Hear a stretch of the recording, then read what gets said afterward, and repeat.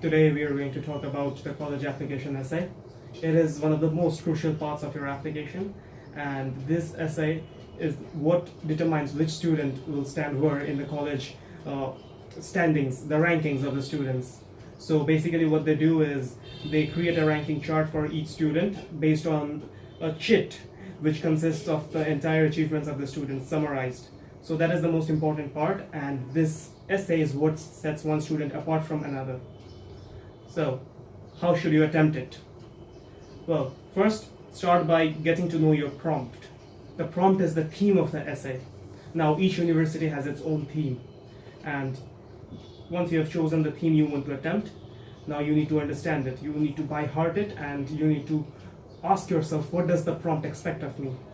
What should I write about it, and how should I approach it? Should I defend something? Should I try to analyze something, or should I try to introduce some kind of new ideas?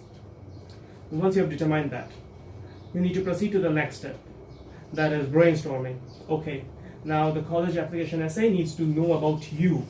That's why the essay is given to you. They need to understand what you are good at, what you can achieve in your life, and what is meant for your career and everything, and why are you passionate about a certain subject, things like that. And therefore, to brainstorm, you need to go inside yourself. You need to think about your own achievements, your own preferences, your own dreams and passions, and everything that has motivated you to go to this particular college and none other.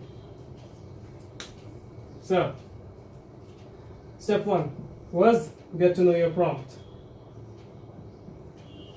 Get to know your prompt or theme.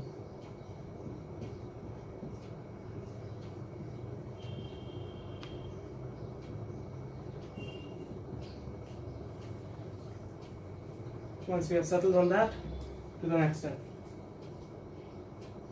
which was to brainstorm, to look inside, to look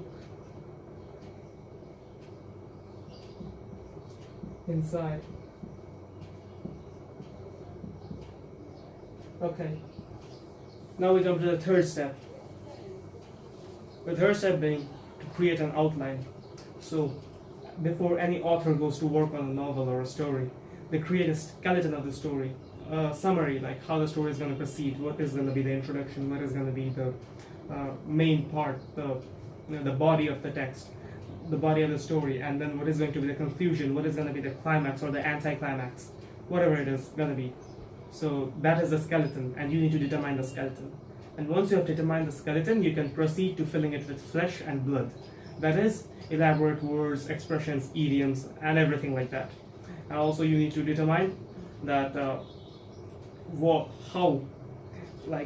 are you going to start the essay? Whether you're going to start it with humor, whether you're going to start it with a quote, or maybe some line from a poem. So something like that. How are you going to start it? So that's important. So what is the third step? Create an outline in your mind, the skeleton.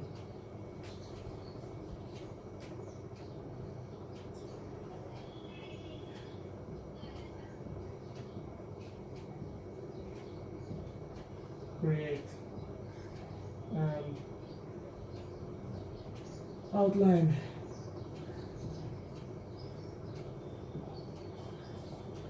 Okay, this issue is now settled. So now we proceed to the next step. Write the essay. Now this is the obvious part, and you have to use your own imagination and your vocabulary and everything you know. So you'll need to add flesh and blood to the skeleton now. You gotta add your own expressions, and some expressions you might have encountered, some really poetic expressions which you might have liked, or some expression used by an author, or anything that comes to mind. And that's also, you gotta fill it with the content about yourself, like whatever you have brainstormed. Now is the time to put it in words, and you'll be able to put it in words if you have the vocabulary for it. So having a good vocabulary is very important for this step. And once you have finished that, we proceed to the next step. So what is the conclusion of the fourth step? you gotta write the essay. Now this is completely up to your own innovation.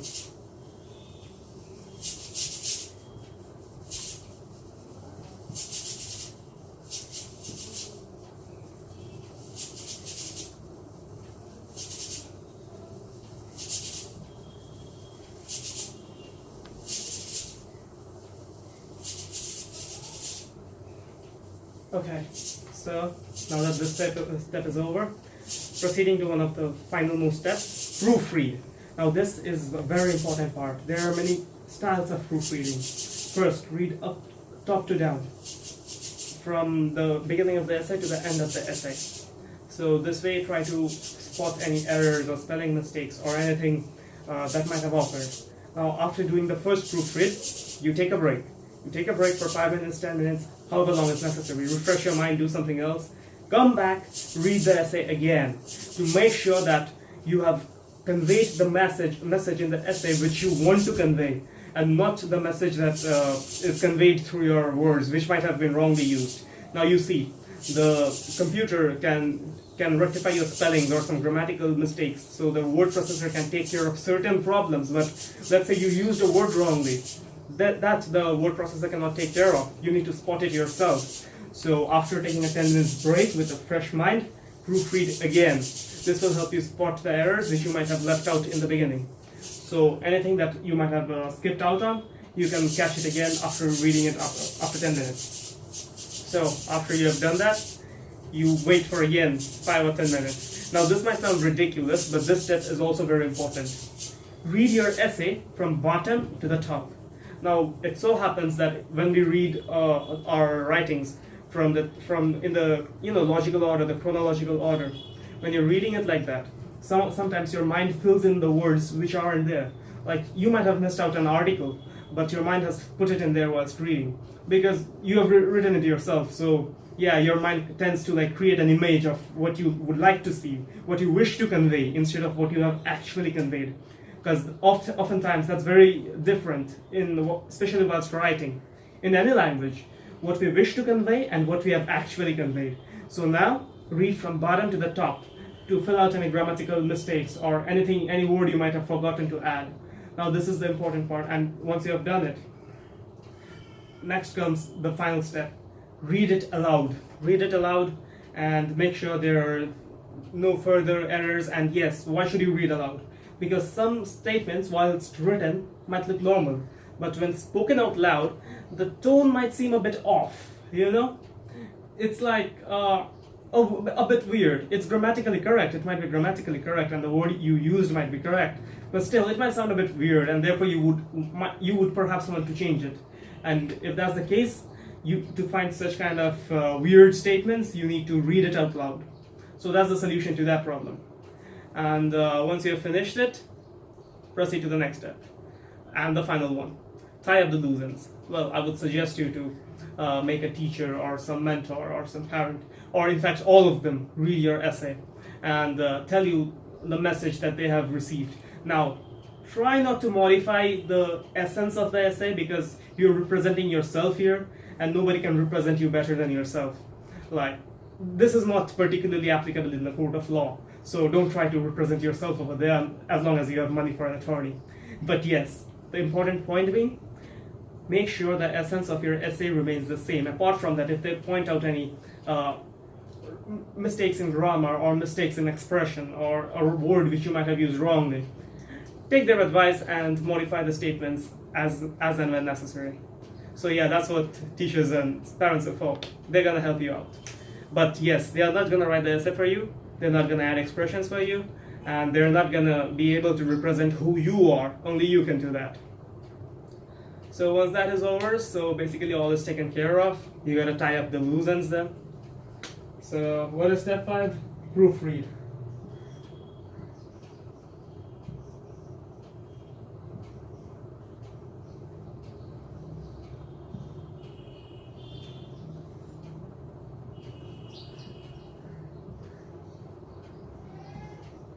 The final step with most number of tasks.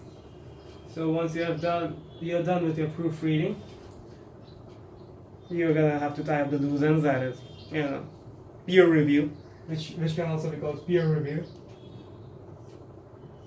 Not exactly peer review, more like teacher review and parent review, but you get my point.